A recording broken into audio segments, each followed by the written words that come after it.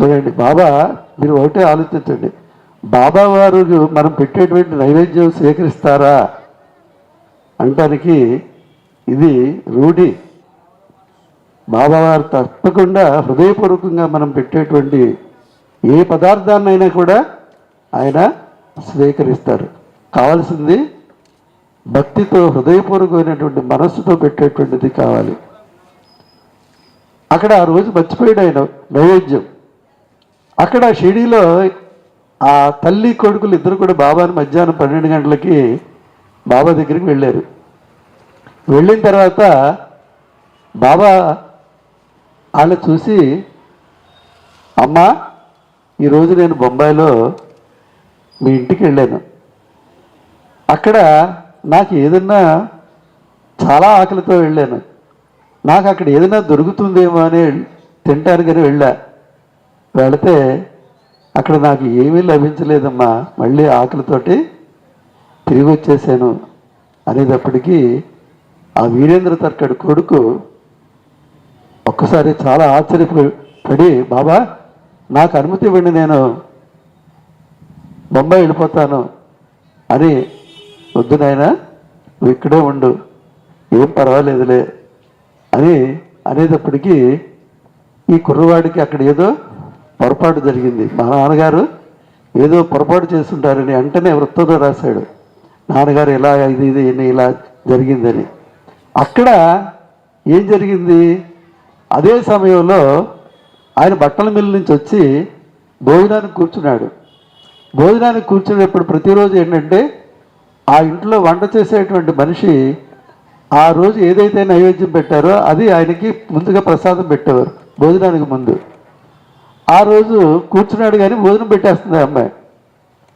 ఏది ప్రసాదం ఏది అని అంటే, లేదండి అక్కడ అంటే, అప్పుడు వెంటనే ఆయన లెంపలు వేసుకుని, బాబా నన్ను క్షమించు అని సాష్టాంగ నమస్కారం చేసి, నేను మాట ఇచ్చినట్టుగా నేను చేయలేకపోయాను అని బాబాని వేడుకుంటే, మళ్ళీ ఈయన కూడా ఒక లెటర్ రాశాడు, ఇలా జరిగింది, నన్ను బాబా వారిని క్షమించుకోను, నేను నీకు ఇచ్చినటువంటి మాట ప్రకారం నేను నిలబెట్టుకోలేకపోయాను, ఎప్పుడు బాబావారు ఆయన యందు భక్తి ప్రపత్తులు కలిగేటట్టుగా నన్ను ఉంచమను అని ఈయన లెటర్ రాశాడు. అక్కడి నుంచేమో కొడుకు రాశాడు, ఇక్కడి నుంచేమో తండ్రి రాశాడు. ఈ 2 ఉత్తరాలు కూడా ఒకళ్ళొకళ్ళకి చేరినాయి. అంటే ఇక్కడ చూడండి, బాబా తన భక్తుల పట్ల ఎంత దయార్ద్ర హృదయులుగా ఉంటారో. ఇలాంటి ఆత్మారాం తర్కడ్ అనేటువంటి ఆయన ముందు బాబా నమ్మనటువంటి ఆయన బాబాకి శరణాగతుడు అయిపోయాడు. ఆ పెద్ద ఆయన శరణాగత అయిపోయి కాస్త సెలవు దొరికితే చాలు షిరిడీ వెళ్ళిపోయేవాడు. ఎప్పుడు బాబావారితోటే ఉండేవాడు అనమాట. ఆయన అక్కడ ఎక్కువగా ఈయన ఎవరితోటి స్నేహం చేసేవాడంటే, ఎవరు, ఆత్మారాం తర్కడ్ అనేటువంటి ఆయన. ఇప్పుడు ఆంజనేయ స్వామి అవతారం అని చెప్పారు చూసారా, నానావళి, ఆ నానావళి గారితోటి ఎక్కువ స్నేహం చేసేవాడు. సాయి వింత భక్తుడు నానావళి, అతడు చేసే కోతి చేష్టల వల్లనే అతన్ని వింత భక్తుడని అనేవారు. చూడండి, మరి ఆంజనేయ స్వామి అంటే ఎలాగుంటారు, ఆయన మరి కోతి నుంచి వచ్చినటువంటి వానర వీరుడే కదా, ఆయన వానర వీరుడు. ఆయన చేష్టలు కూడా అలాగే ఉండేయంట. అతని చేష్టలు వింత ప్రవర్తన చూసి ప్రజలు బాబాకు ఫిర్యాదు చేసేవారు. బాబా అతన్ని మందలించి అతని ప్రవర్తనకు భక్తులు ఇబ్బంది పడుతున్నారని, ఇలా అయితే భక్తులు షిరిడీకి రాలేరని బాబా నానావళితో అనేవారు. నా నాయన గారికి నానావళి యందు గౌరవం ఉండేది. అతను హెడ్డియాతో బాధపడుతూ ఉండేవాడు. దాంతో వంకర టింకరగా నడిచేవాడు. ఒక్కోసారి గొడ్డ పీలుకలు తన నడుముకు చుట్టుకుని తోకలా చేసి కోతివలికి ఎత్తేవాడు.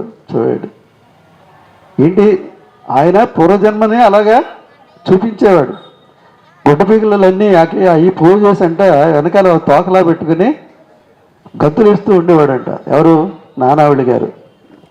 పిల్లలు అతని కోతి చేష్టల సంతోషంతో అతని చుట్టూ మోగేవారు.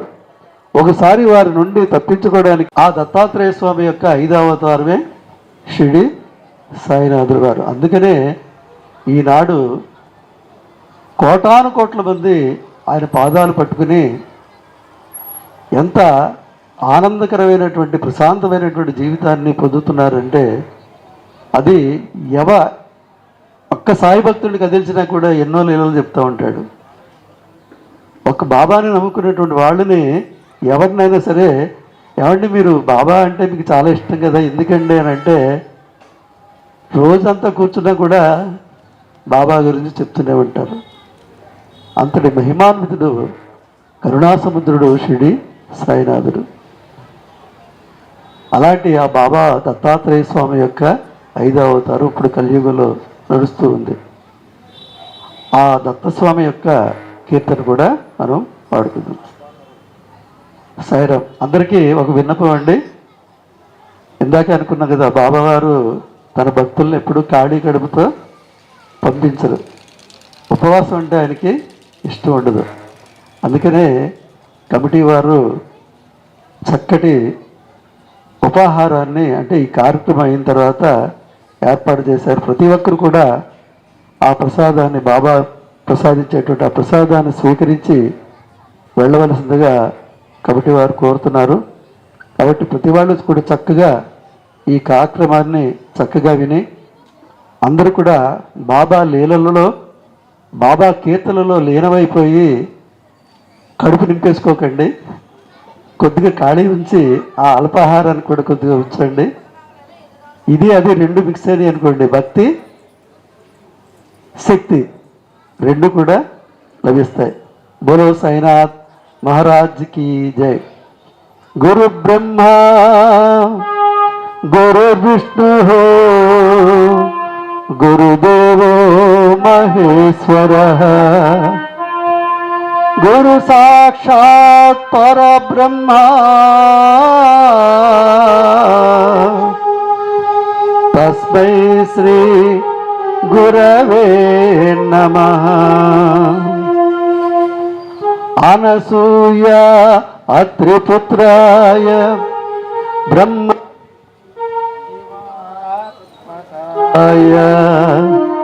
భక్తవత్సలాయ శ్రీ సాయి దత్తాత్రేయాయ నమః. శ్రీ సాయి దత్తాత్రేయాయ నమః. దిగంబర దిగంబర శ్రీపాదవల్లభ దిగంబర.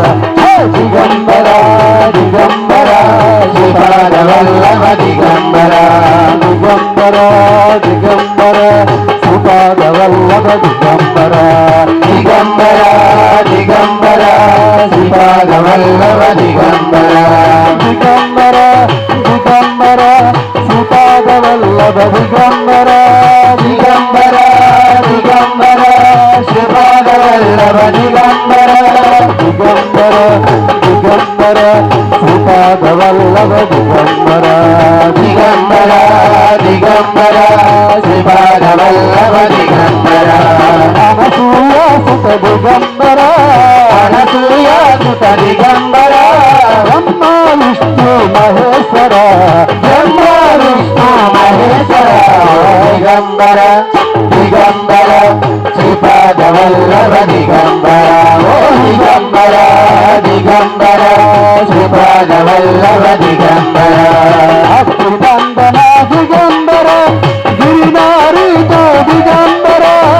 అత్రినందన దిగంబర గిరినారీషు దిగంబర. గిరినారీతో దిగంబర. అత్రినందన దిగంబర గిరినారీషు దిగంబర. దిగంబర దిగంబర శ్రీపాదవల్లభ దిగంబర. ఓ దిగంబర దిగంబర శ్రీపాదవల్లభ దిగంబర. దండక మండల త్రిశూలధర. దండక మండల త్రిశూలధర. సత్వరయోగి అవతార.